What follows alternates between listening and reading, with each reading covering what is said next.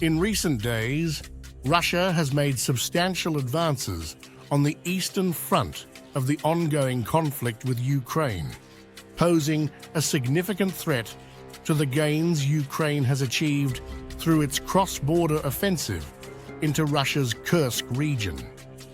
The situation is growing increasingly tense as Russian forces close in on Pokrovsk, a city that holds strategic importance for the Ukrainian military. Pokrovsk, located in the Donetsk region of eastern Ukraine, is a critical logistics hub. Its importance lies in its railway station and major roadways, which are essential for the transportation of supplies and reinforcements to Ukrainian troops stationed along the front line. The city's role as a supply and reinforcement point makes it a key target for Russian forces, who have been steadily advancing towards it. However, there is growing concern within Ukraine that a strategic misstep may have been made. Some critics argue that the decision to launch a cross-border attack into the Kursk region may have left crucial areas like Pokrovsk dangerously exposed. By focusing resources on the offensive in Kursk instead of bolstering defenses in the east, Ukraine might have inadvertently weakened its position in a vital region. General Oleksandr Syrsky, the chief of the Ukrainian armed forces, recently visited the Eastern Front and described the situation as extremely difficult. He noted that Russia is throwing everything that can move into its assault on Ukrainian positions. This relentless pressure has put Ukrainian forces on the defensive, straining their capacity to hold the line. President Volodymyr Zelensky echoed these concerns, acknowledging the gravity of the situation in his address on Wednesday. He warned that if Pokrovsk were to fall into Russian hands, it could lead to the collapse of the entire front line in that region. The potential loss of Pokrovsk is particularly alarming because it could severely disrupt Ukraine's ability to maintain its defenses in eastern Donetsk. Pokrovsk and its neighboring town, Minohrad, are the last significant urban areas in this part of the Donetsk region that remain under Ukrainian control.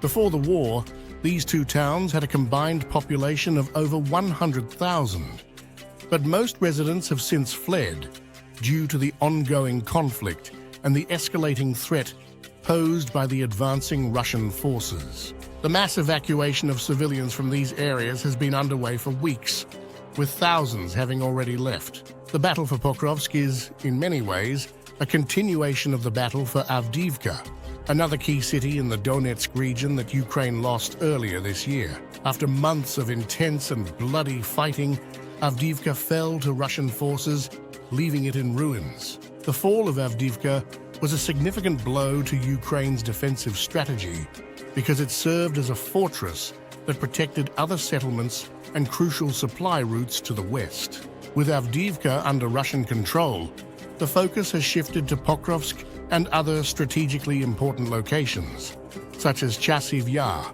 a hilltop town that overlooks key cities in Donetsk, still held by Ukraine. The ongoing battle for control of these areas has been fierce, with reports of intense fighting and significant casualties. Just last Saturday, heavy clashes in Chasiv Yar left 5 people dead, underscoring the brutal nature of the conflict. Russia's advance towards Pokrovsk has been methodical and relentless. For months, Russian forces have been slowly grinding their way towards the city, with experts estimating that Moscow has deployed around 1/3 of its Central Army Group, approximately 30,000 troops, to this offensive. These forces include some of Russia's most battle-hardened and ready reserves, which have contributed to the speed and effectiveness of the advance. Earlier this week, Russian forces captured the Ukrainian town of Novhorodivka, further heightening concerns in Ukraine.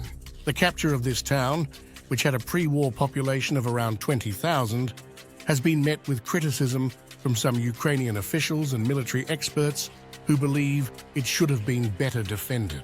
Ukrainian MP Mariana Bezula expressed frustration on social media, noting that the trenches in front of Novhorodivka were empty, indicating that there was little to no Ukrainian military presence in the town when it fell to Russian forces. In response to these developments, The Ukrainian military is believed to have strategically withdrawn from Avdiivka to concentrate their efforts on defending Pokrovsk.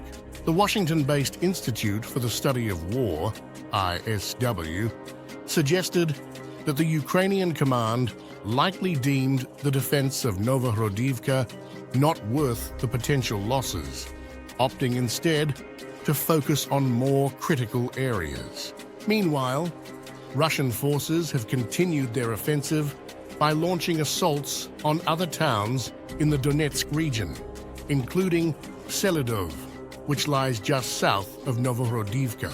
The Russian military's progress has been aided by a shift in tactics that increasingly resemble those used earlier in the war by the notorious Wagner mercenary group. These new tactics involve sending waves of infantry to storm Ukrainian positions, a strategy that has been described by some as meat assaults due to the high casualties it incurs. Despite the heavy losses, these tactics have proven effective in exhausting Ukrainian units, forcing them to fend off constant attacks with limited resources. Russian forces have also been using powerful glide bombs, which have forced Ukrainian troops to disperse and, in some cases, withdraw from frontline positions when the shelling begins. As Russia advances in the east, Ukraine's cross-border offensive into the Kursk region has slowed significantly.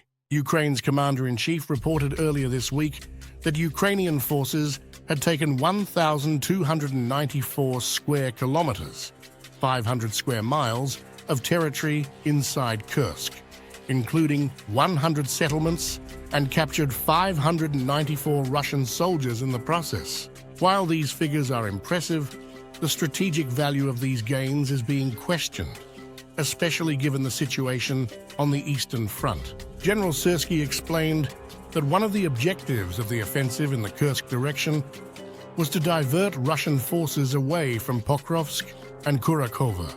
However, it appears that this objective has not been fully achieved.